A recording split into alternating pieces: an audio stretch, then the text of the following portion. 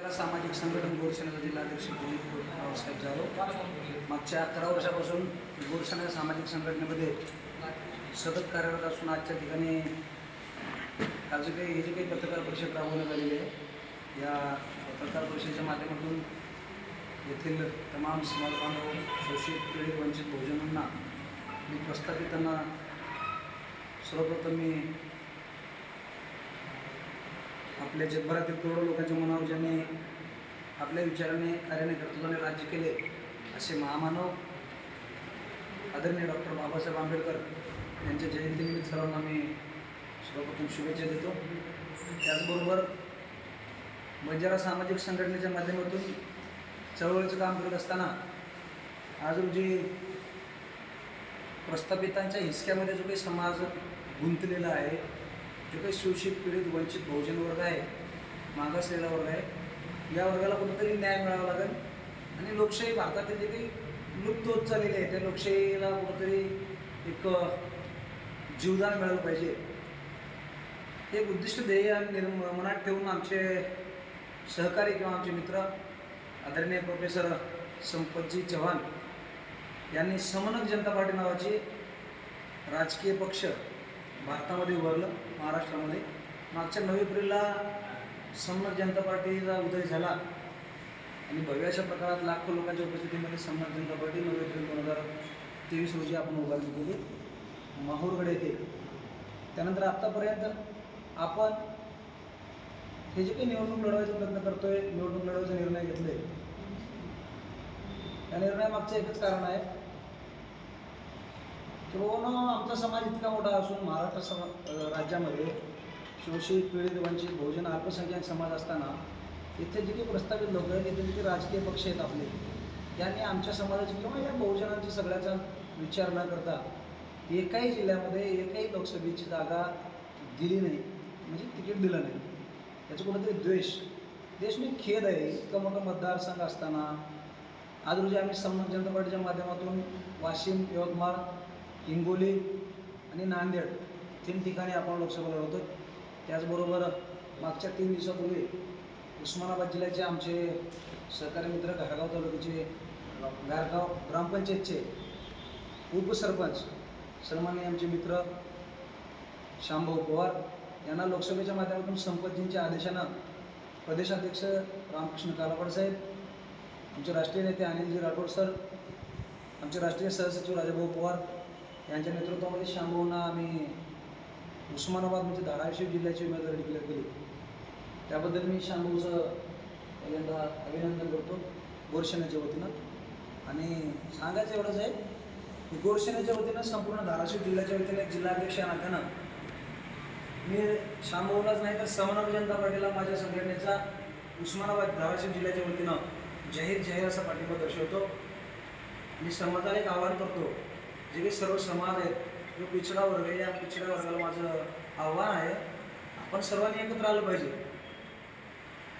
जसं जंगलामध्ये मुख्य प्राण्यांचं वाली कुणीच नसते आणि उन्हाळ्यामध्ये जसं भटकत फिरते, तशा पद्धतीची आमच्या शोषितांची वंचितांची आजची परिस्थिती आहे।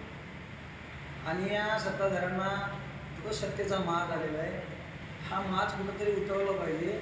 यासाठी आम्ही सर्वांनी एकत्रित होऊन यांना एक मतदार बंधूंना जागा करून वेगळ्या पद्धतीचा धडा शिकवायचा, त्यांना दाखवून देणार। आम्हाला माहीत आहे आम्ही हरणार किंवा जिंकणार हे जनता ठरवणार, आम्ही नाही सांगणार, पण आमच्यामध्ये एवढी हिंमत डॉक्टर बाबासाहेब आंबेडकरांनी आम्हाला लोकशाहीचं स्वातंत्र्य दिलेलं आहे आणि व्यक्ती स्वातंत्र्य आहे। लोकशाहीच्या व्यक्ती स्वातंत्र्याच्या माध्यमातून आमचा शोषित पीडित वंचित बहुजन अल्पसंख्याक जो काही समाज आहे, या समाजानं ठरवलं पाहिजे की आम्हाला डॉक्टर बाबासाहेबांनी आम्हाला संविधान दिलेलं आहे, त्या संविधानाचा हक्क अधिकार आम्ही बाळगून इथल्या प्रस्थापितांना, इथल्या राजकीय सत्ताधाऱ्यांना धडा शिकून येणाऱ्या काळामध्ये जनतेला एकत्र करून जनतेचं जो काही मतदान आहे तो मतदान एकत्रित करून एका गठ्ठ्याने मतदान करून आम्ही कुणाला पडल्याशिवाय राहणार नाही।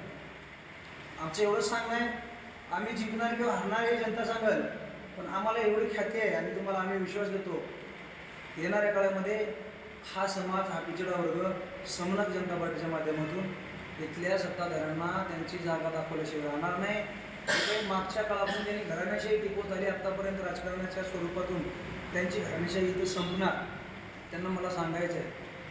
मी एकटा घोषणेच्या माध्यमातून नाही, आज 54 देशामध्ये घोषणेचं काम चालू आहे. गोरशिकवाडी या मदरविंगच्या माध्यमातून आमचे आदर्श आदरणीय काशीनाथजी नाईक साहेब यांच्या मुख्य चळवळीच्या प्रवाहातून गोरसेना एक लढावा संघटना निर्माण करून आणि गोरसेनेचे राष्ट्रीय अध्यक्ष आमचे संदेश भाऊ चव्हाण यांच्या नेतृत्वामध्ये हा जो काही लढा उभारलेला आहे गोरसेनेचा, या गोरसेनेचा संपूर्ण महाराष्ट्रभरातून नाही तर भारतातून संबंध जनता पार्टीला पाठिंबा दर्शवत असून आज तागायत वाशिम यवतमाळचं उदाहरण द्यायचं म्हटलं तर तिरंगी लढत आहे.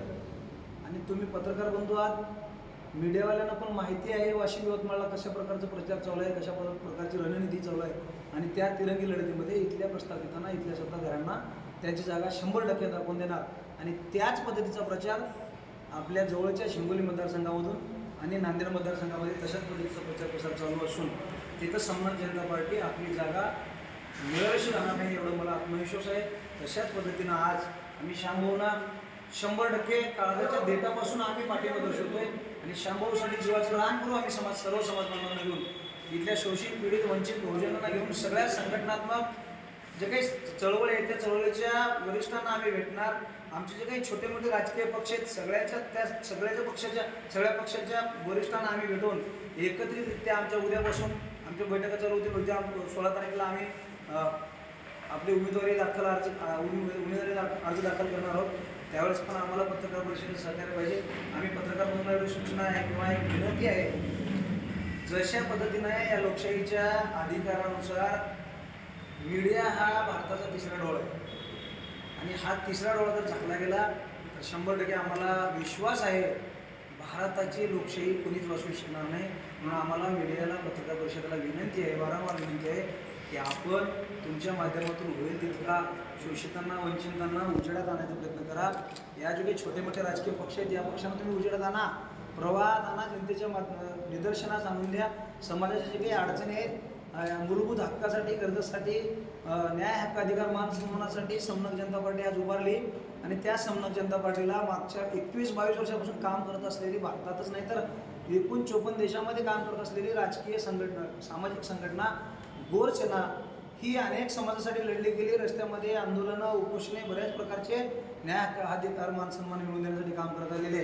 आणि या गोरसेनेचं काम सर्व मीडियाला, पत्रकार बंधूंना सगळ्यांना माहीत आहे. तो काम जनतेसमोर आणण्याचं काम तुम्ही करा. आम्ही नाही तितका सहकार्य मीडियाला, पत्रकार बंधूंना आम्ही सोबत घेऊन या धाराशिव मतदारसंघातील सर्व मतदार बंधूंना जागृत करून सर्व जातीच्या, ते कुठल्याही दर्जाचं राहून इथं मान सन्मान हक्काधिकार देण्यासाठी हा पक्ष उभारलेला आहे. आणि या पक्षाची विचारधारा आमच्या संघटनेला एकदम म्हणजे अंतःकरणातून आम्हाला आवडली. त्याचे उद्देश, त्यांचे ध्येय, त्यांचे धोरण, हे जे काही बाबी आहे ते सर्वांचं आम्ही वाचन करून त्याच्यावर निरीक्षण करून आमच्या संघटनेनं राष्ट्रीय अध्यक्ष संदेश भाऊ चव्हाण यांनी ठरवलं की समनक जनता पार्टीला आपल्याला भरघोस अशा पद्धतीनं प्रत्येक उमेदवाराला निवडून द्यायचं आहे.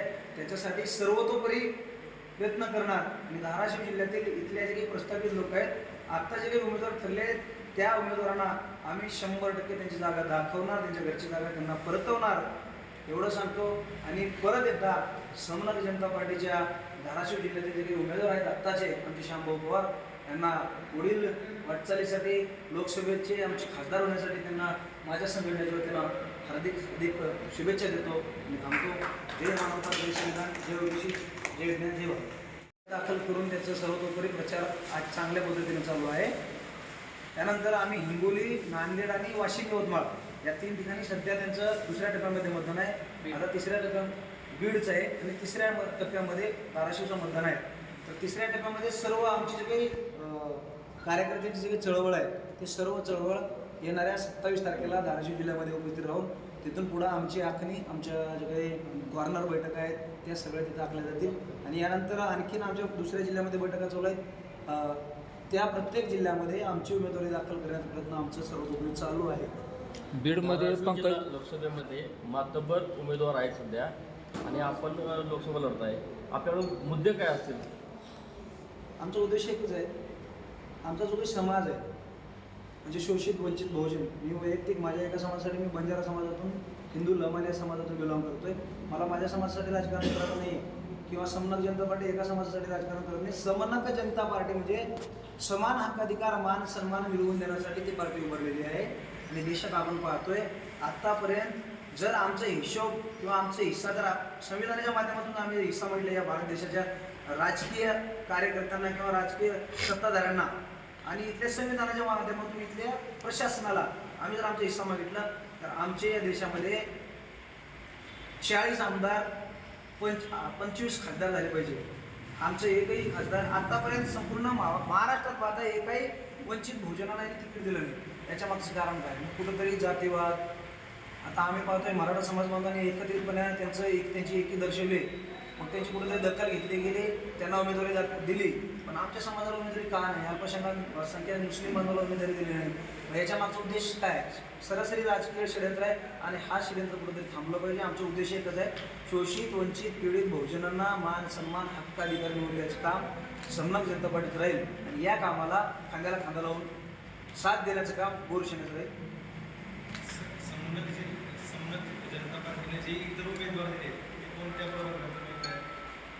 समन्वय जनता पार्टीचे जे काही उमेदवार आहेत, एक बंजारा समाजातून आहे आणि अकोल्यातील जे अनिल बळे ते वंचित अविजा अप्रवर्गातून आहे, ते माळी समाजाचे आहेत. आणि नांदेड जिल्ह्यातून जे आमची ताई आहे प्राध्यापक निळू भाऊ यांची पत्नी आहेत, त्यांचं नाव काय मला लक्षात येत नाही आहे, त्यांना दिलेलं आहे.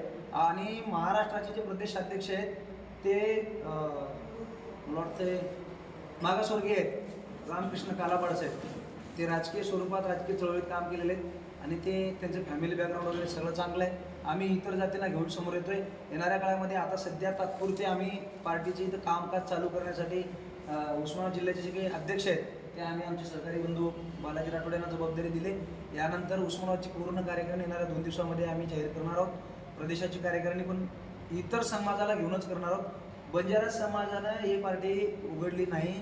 या पार्टीचं उद्घाटन सोहळा अनेक जातीच्या अनेक प्रवर्गातील लोकांना आपण 32 समाजाच्या संघटनांनी एकत्र येऊन समन्वय जनता पार्टीने आपलं नाव घोषित केलेलं आहे आणि देशाच्या कानाकोपऱ्यात समन्वय जनता पार्टीचं काम नेण्याचं काम हे सर्व समाज बांधवांनी करतील एवढी अपेक्षा करतो.